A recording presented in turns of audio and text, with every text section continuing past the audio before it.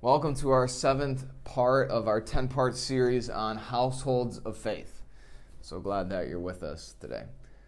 Last time we began our first part of 2 on spiritual conversations. We looked at what is a spiritual conversation, expanding and broadening our definition of what it was, who we had those spiritual conversations with, mainly those of our close family, and then where they happened. Mostly around a place, but especially in the research they found around a dinner table. Today we're going to look at what spiritual conversations look like as people who are part of a spiritually vibrant home talk about their faith and their life. There's 2 findings from the research today that I want to share with you. The first one isn't really that surprising. At least not to me, and I hope it won't be to you as well. The second one, though, is a little bit more surprising, and I hope that you will benefit from it.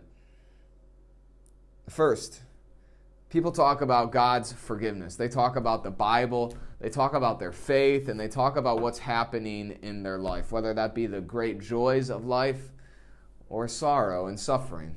They share that in conversation and wrestle with it. That's not too surprising. If we're thinking about spiritual conversations as any time that we talk about our faith and our life, we expect people to talk about God, the Bible, forgiveness, and what it means in their faith and experience in life as well. But here's the second part, the second thing they found in their research that to me is surprising. That people talked about as a spiritual conversation, they relied on each other for help. And so they ask each other for help as a way in which they realized and lived out what we hear about in Galatians 6, chapter 2. They bore one another's burdens so that they, in that way, would fulfill the law of Christ. That they recognized that they were not alone, that they needed other people, and so they would ask for help. And surprisingly, they would even ask for financial help as well. It's not just a help of, oh, can you help me take this garbage out or walk across the street?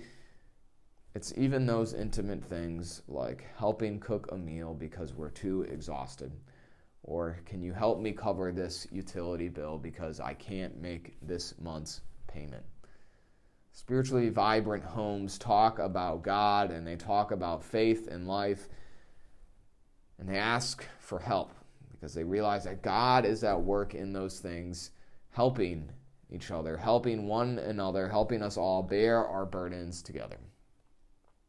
2 discussion questions for you today as you think about that and think about spiritual conversations. I want you to think back to the most recent spiritual conversation that you had. Remember, spiritual conversation is any time that you talked about God and faith and life with someone else. What did you talk about? And how did it make you feel afterwards, after you talked about it with someone? Second question, when was the last time that you asked for help? What do you think makes it easy to ask for help?